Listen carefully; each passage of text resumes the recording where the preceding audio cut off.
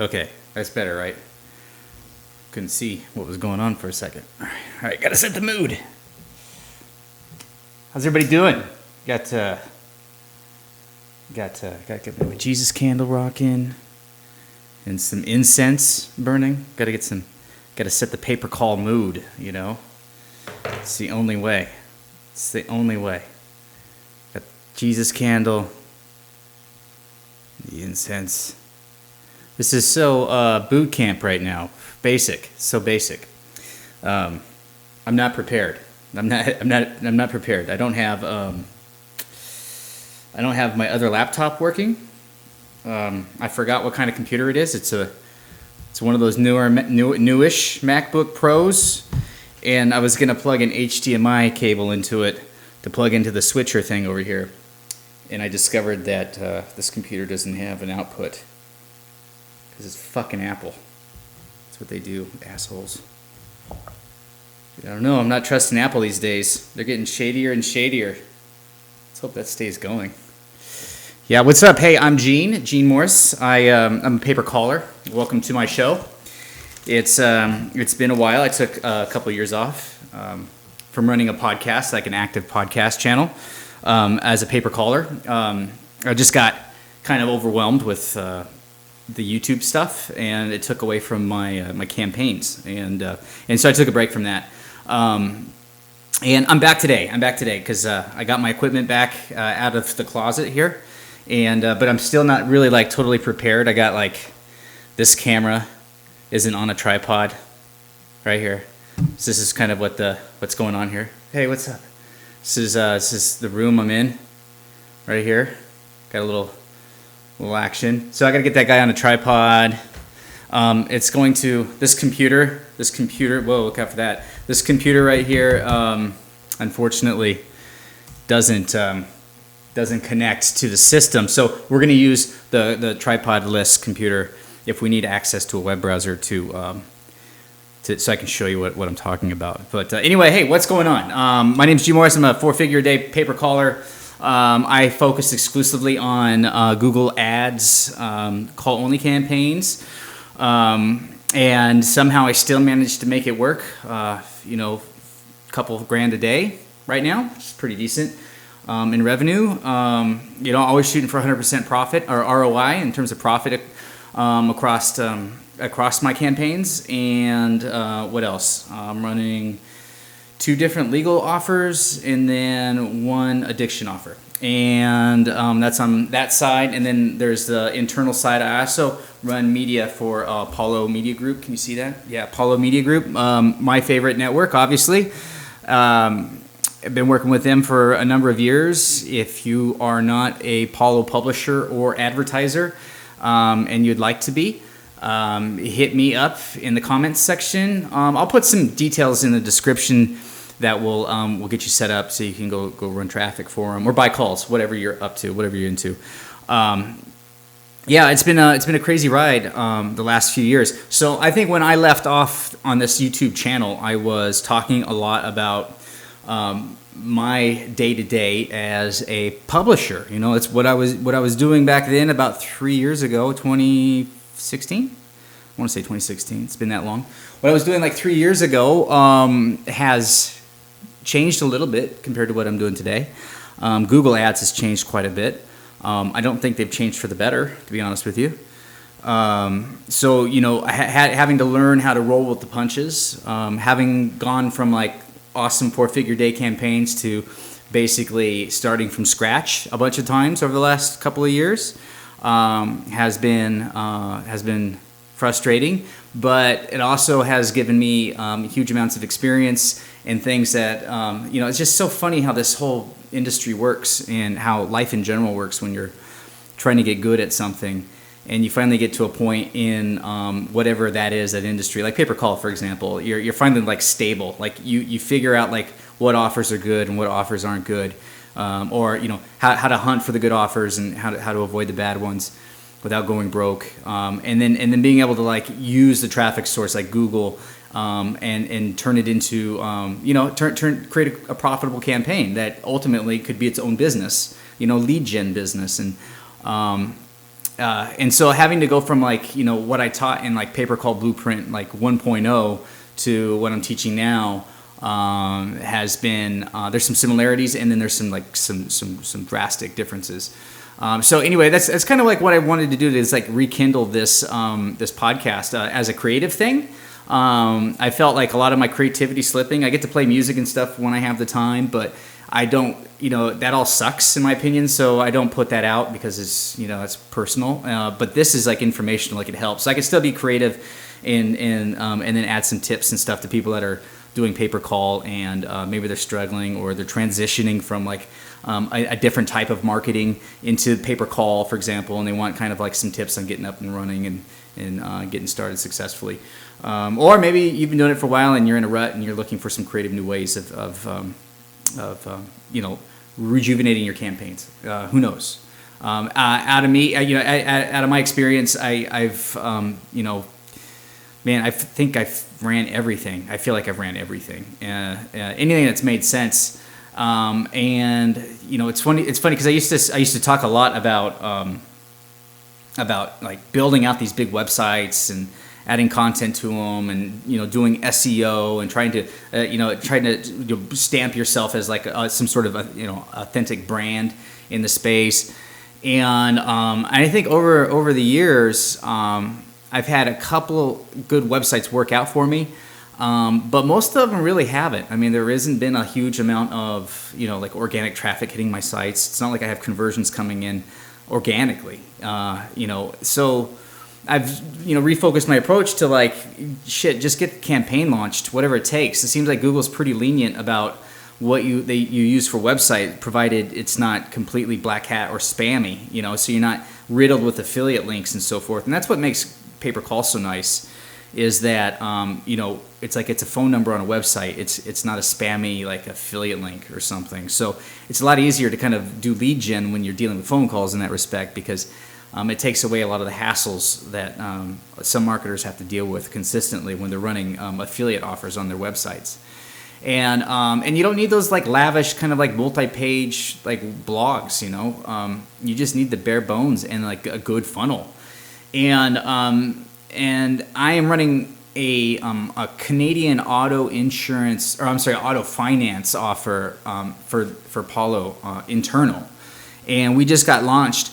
And one thing that I found that was that was really interesting and very useful for me is the simple like 4-question kind of web form. You know, like you hit a display ad, and it talks about something like, say, you know, Roundup cancer, right? It's like, you know, hey, do you have cancer? Have you used Roundup? Click here, fill out the quiz, and figure out if you qualify for like some financial compensation in part of the lawsuit or something, right? And I've always kind of stayed away from landing pages and stayed away from content other than just generic blogging, you know, like building out a blog and then, you know, using that content to drive, you know, good campaigns and so forth. And like I said, I've always stayed away from like the multi-question quizzes and so forth. But when your time is like your most valuable asset, you start to after time, you realize you've wasted a lot of it on things that don't work. You start to kind of like figure out, well, what does work, or what can you test a lot faster? Because I think pay-per-call in general is about testing more than anything else. It's one, having a good eye for like what a good offer is, and then having the ability to like communicate with the network and go, hey, you know, who's on the back end here? Are we like, this is a call center with a bunch of seats and we have good concurrency cap, so you know, when I'm sending phone calls, they're all going to get answered? Or is this Nancy at the front desk of some law firm in Mississippi and she'll get to it after she's had her lemonade? You know, like, what are we dealing with here? And after you've kind of gone through that and you know what you're dealing with here and you know you got a good offer and so forth, then the next step is like, you know, hey, what do we do? Run a landing page or a call only campaign to this thing. Right now I'm getting the landing pages a little bit more, and you can run bare bones like WordPress websites with you know, Thrive has a good quiz builder plugin. Gravity Themes is what the auto insurance thing is that I'm testing, uses. Very simple like questions that you can answer to pre-qualify, that your traffic can answer to pre-qualify the lead. And here's the deal. So if you have been running call-only campaigns for any time, you'll probably know that you probably know this already. Your quality scores are terrible, and if you know anything about ad rank, you know that a bad quality score is just going to give you a higher cost per click and less impression flow. So you're going to get less traffic, less eyeballs on your ad. And so even though, so a lot of people say like quality score isn't that important.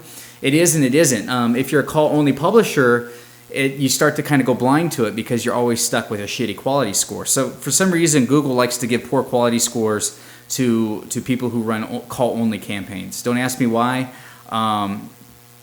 But they'll hit you with a quality score like of a 1 or a 2 or a 3 if you're lucky on most new campaigns with where the keyword is probably the industry like money word and a lot of people are it's got high competition. If it's got high competition and you're running a call only campaign, you're going to have a lousy quality score. I mean, that's basically my experience. And so as a result of that, you're paying a lot more just to get a phone call going than you would say a click to a landing page. That's why we start using landing pages, because the cost per click goes way down because your ad rank goes up. And your ad rank is kind of, I think it's a byproduct of the cost per click and then what the click-through rate is or something like that, right? So if you're bidding high, you're up high on the page, you're getting a good click-through rate, your ad rank is going to be high, your quality score is going to go up. It's something like that. As a result of that, your cost per click starts to go down. So you're rewarded with high CTR by a lower cost per click. And so guys who are running traffic to a landing page, like say like when you're competing with like a legal firm who's got a branded website and there's testimonials and it's got everything. It's got all of the check boxes you could ask for. You're competing with that, right? And these guys, they got big budgets, so they're just sending traffic to landing pages, right? In Google's eyes, that's the sweet spot. That's ideal for Google, right? Google's like, oh man, it's like, talk about good user experience, right? They get to go to the landing page. They're not caught off guard with some weird person on the end of the line. They know who they're if they chose to make a phone call, they're on the web page. They know who they're talking to. And then you compare that to a call-only ad that, when they click on that ad, it just goes right to a phone prompt. The experiences can be different. However, depending on the keyword and what you're bidding on, it shouldn't even matter. It should be irrelevant. When you're dealing with helpline and hotline type keywords, people want to get on the phone. They want to talk.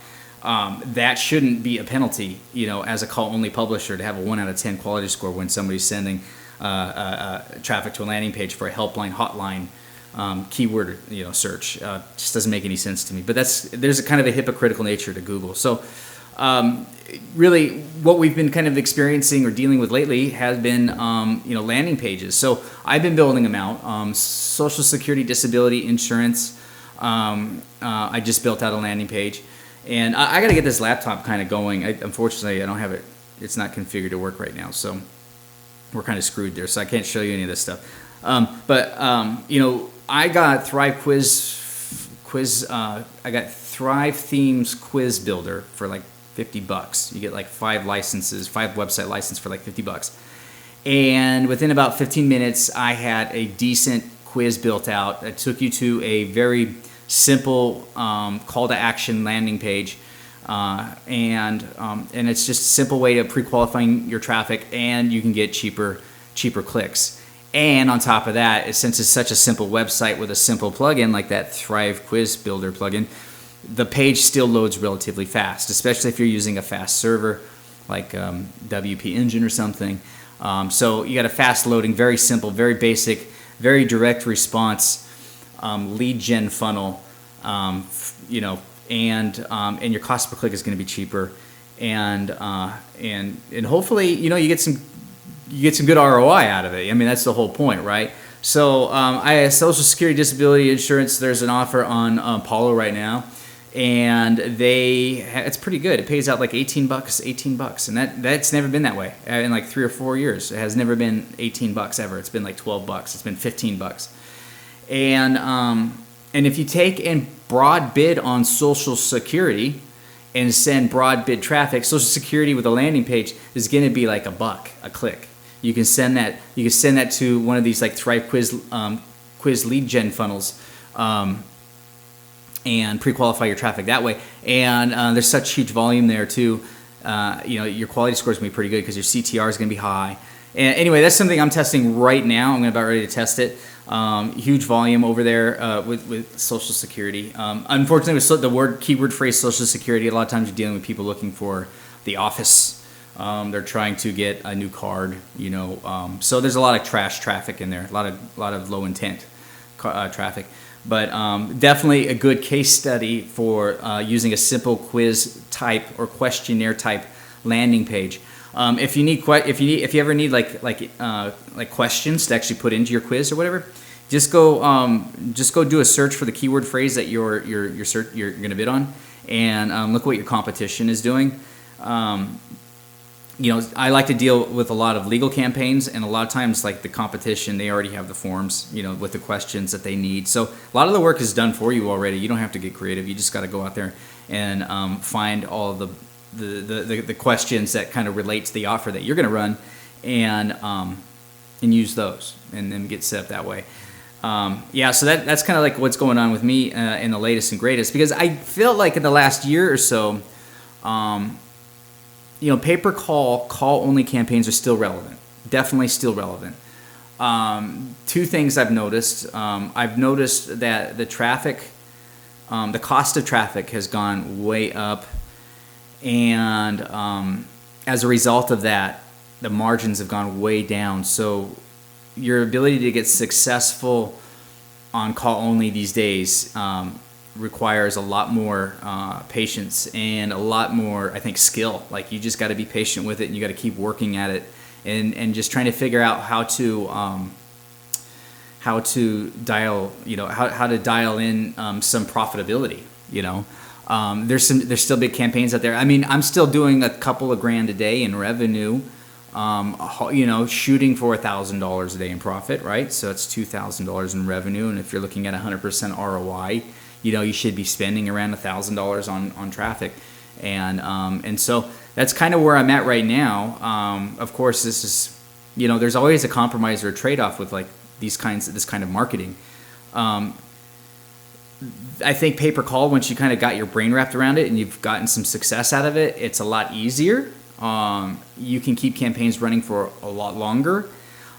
Just don't expect the margins to be as high as, like, say, some native campaigns, where these guys can scale the shit out of something and they're pushing like 5 figures a day and stuff. Those guys exist, and they do it. They know it. But I think, in my opinion, it comes with a hell of a lot more work and requires a lot more experience and expertise. There's a lot more moving parts too. It's like with Google Ads, you don't have a third-party tracker. You just have Google Ads. With a call-only campaign, you're not trying to manage a fast website with ad copy, in the landing page. You're just dealing with a simple ad that clicks to a phone prompt, So the stuff is kind of whittled down. And then you don't have the kind of bastardized, kind of incestual, spying and stealing that you have in like native and so forth, where people are ripping off your landing page and blatantly just stealing your shit, and after you've spent thousands of dollars figuring it all out, and now you just kind of got all this competition that wasn't there, and your campaign goes south pretty fast, and you're scratching your head trying to figure out how to like get your ads back up running and get that CTR back up. It's just a hamster wheel problem, and it sucks. So that's the beautiful thing about call only campaigns and Google Ads and call only or lead gen in general, is that these campaigns can run for a long time, and the niches themselves are very vanilla. They're very white hat. So nobody's getting destroyed here. There's no scams or anything like that. So it's chances of getting shut down are very slim. And as long as you're staying compliant with Google, you could pretty much run a lot of stuff, So that's the whole reason why it's like, okay, it's like, why make $1,000 a day when you can make $10,000 a day over at native? And it's like, well, it's like stress is really important to me. So keeping it very low. And the moment you start stressing out over like systems and procedures and people to do them, and you're managing this empire that you created, If it's working and it's making you a ton of money, and you got things so dialed down that you can sleep at night and you're kicking ass, then more power to you. I realize that's not me so much. I like to keep things very simple, and I like to simplify the simple stuff. And the simpler I can make it and keep everything working, the happier I am in the long run. So that's been my play for a while now. I think the older I get, the more I realize that's my path. Anyway, but with that being said, I got a couple of things I want to talk about. Traffic, Google Ads, pay-per-call, and then some network effects. So like I was saying earlier, pay-per-call is a good place to make some money, but it takes some time and it takes some energy. It's not as good as it used to be. The traffic costs have kind of gone up, and it just takes a lot more work to get, one, to find a good offer, and then two, to make sure it stays good. The things that could cause it to go bad. And I'll use an example. A couple of weeks ago, I had to pause a campaign that was profitable, but it was paused because the end buyer, wasn't picking up the phone on some of the calls. And this was a dentist campaign. I was running a dental campaign, and every day it would make like $100. Nothing big, nothing fancy. Yeah, but all it would take is like a bad Friday, and all my profits could get wiped out. And that happened one time, and I was a little pissed off. And it wasn't like I was making $100 a day. So, but the big moral of the story is like, I was bringing what I could bring to the table to make this offer work. The buyer was dropping the ball on the concurrency cap, or at least they were lying about what they were doing, because they weren't picking up the phone all of the time when they should have been picking up the phone during business hours, and I was losing calls. And that was a good offer. It paid out like $25 on a 90-second call or something like that. It was great. But I was losing my margins to them not picking up the phone part of the time. And when you send 5 or 6 paid phone calls that could cost you $100, well, that's a little exaggerating for dentist stuff. It'd be more like $25, $30. That's $25, $30, in lost calls. And then what, with the conversion rate of like 20-25%, that's a payout that could have that could have helped, that could have added to the margin for the day. And anyway, the buyer just wasn't playing their part, man. They weren't doing their role. They didn't take it seriously enough, and I paused the campaign. And it was a syndicated campaign, and a syndicated campaign means it just kind of goes through a couple of middlemen before it gets to you, the publisher. And when that happens, it's like all hell breaks loose. So as a publisher, you should know to stay away from campaigns that are syndicated. So that's like the very first thing you should ask your affiliate manager. Because like a lot of these networks, they just live on has offers, and they're just pumping in syndicated campaigns that are manipulated by the buyer, and they have no control over, like, there's no bargaining chips, there's no leverage. And basically, they're just, most of those networks just collect a margin and leave you pissing in the wind. I mean, the only thing they're really giving you is security that you get paid. But if you're not making any money because the offer is syndicated and it sucks, then you're not making any money, so you're not getting paid anyway. So why even go there? So understanding network effects, being able to pay attention. One thing that really, really, really pisses me off about Invoca is that they have actually a feature that allows you to see whether the caller disconnected from the line, or if the IVR hung up on the caller, or if the destination hung up on the caller. You can't see that as the publisher. You can only see it on the network side. It used to be a feature that was available, but Invoca, for some dumb reason, decided to get rid of it and make it really hard to find. And that's super valuable, because that is one surefire way of testing whether or not you have good buyer quality. Is, if you see the IVR being hung up on a bunch of times, and then everybody's within schedule, and there's no other reason other than the buyer just decided not to pick up the phone, that's a bad buyer. You need to get them off your network. You also, as a publisher, need to just put your foot down and not run that shit, even if it sounds like it's a good offer. So anyway, I just kind of want to leave you with that. I want to leave you with a quick keyword tip. it still works. It's so funny. So pay-per-call is kind of like call only, in my opinion, is like the breadcrumbs campaign. It's like you have all of these brands that are out there running like the real campaigns, like the major campaigns, big budgets, lots of volume, and a lot of stuff. They got the branded authority websites. They're the authority in their niches and so forth. And as a publisher with kind of like your no-name brand, your makeshift WordPress website, your silly lead funnel, with 4 pages that just ask 4 questions and that's it. To compete with like the authority, it costs you a lot of money, right? That's why your quality score sucks, and theirs is really great because Google wants to reward good end user experience, and that's obviously going to be a better end user experience than say this shitty ass website that just got installed today and it's got 3 pages on it. So I call pay-per-call like call only, like the breadcrumbs campaign, because you're out there to try to figure out the best way to like siphon off some of the crumbs, from these major campaigns. And one way is to still take take your keyword phrase that you're using, like whatever it is, like your industry standard kind of like money keyword. Like I think for like solar energy, it's like solar panels, right? Like people, that's the first thing they type into when they're shopping for solar energy for their home is solar panels, right? So you can take solar space panels and get rid of the space in the middle. So I think it's concatenate, right? So you combine the two, like you just squish them together and you make one word that, this still works. So if you do that on a high volume keyword, you're still going to get a certain percentage of that keyword that people are typing in too fast into their phone or computer or whatever, and they skip that space, and it will count as its own separate keyword a lot of the times. Not every time, but a lot of the times. So you will get cheaper traffic and a better quality score, and still get high quality traffic from the same keyword phrase. So I just want to leave you with that little trick. I'm still using it. I use it in all my campaigns.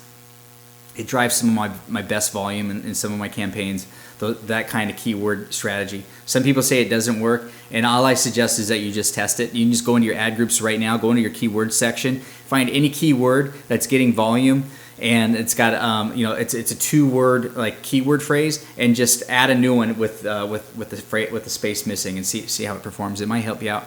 Let me know if it doesn't in the description. It's been working for me. I'm pretty happy with it. Anyway, with that being said, what's the proper phrase for subscribing? Make love to that like button or whatever. Smash that like button, that bell, whatever they call it. We're going to do these every Monday. It's going to be my plan. Every Monday I'm going to put out a new one. Unless I'm like on vacation or I'm having an episode or something. Just to talk pay-per-call, see what's up. Maybe I'll get this computer running and then we can start doing stuff on the internet together. With that being said, check the description. I'm gonna put some information in there. I have a course that teaches pay-per-call. It's $500. Pay-per-call Blueprint 2.0. It's a 2019 version. The first version was I think it was a success.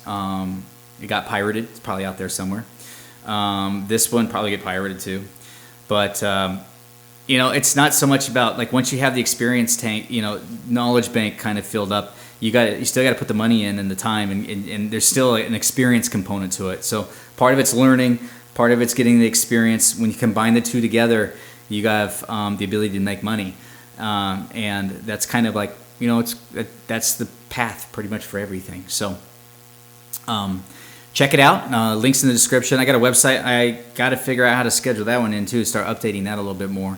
My goal is to help you guys out. I have fun doing this. Again, it's a creative project. It's something that gives me like some peace of mind and allows me to do something different that's not pay-per-call or whatever.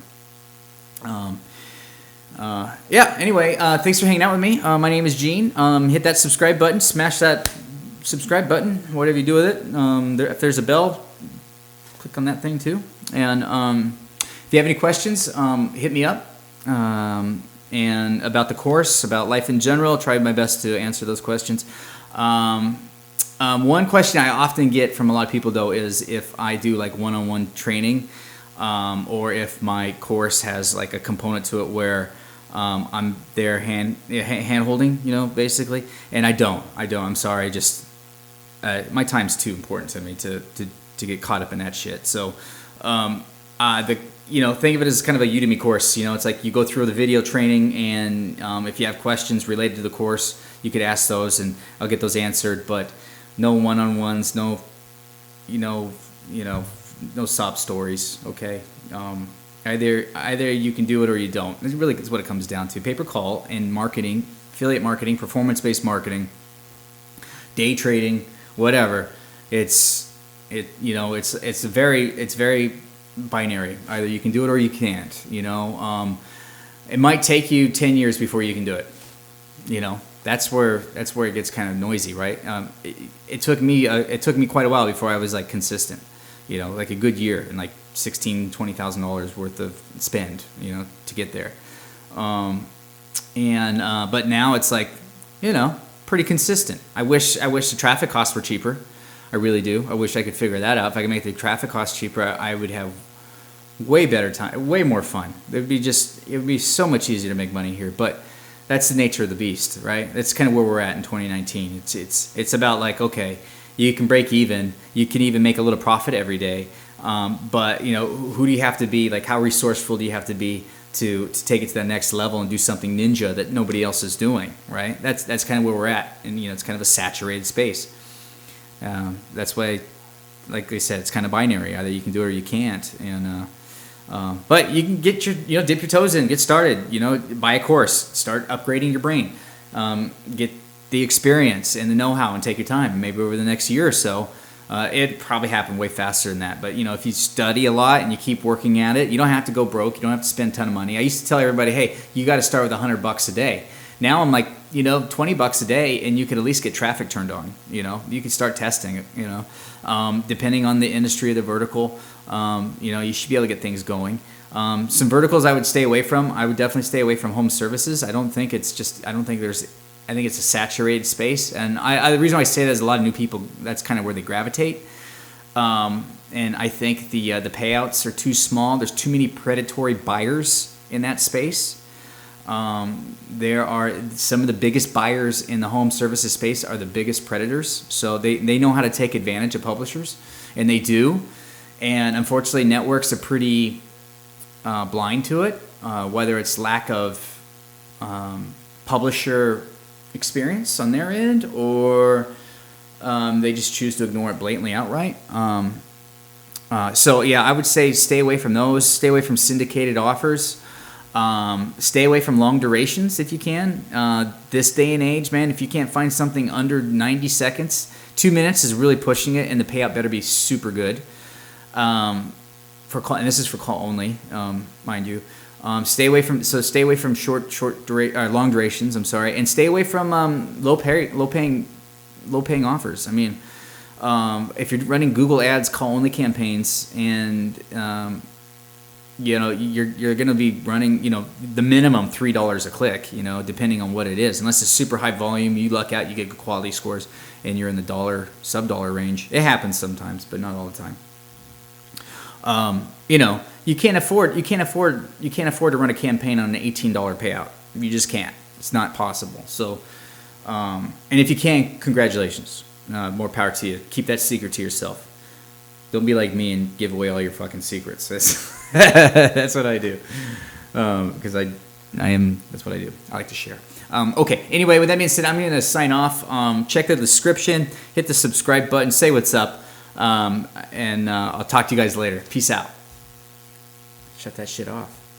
Hit the fade to black button, playa.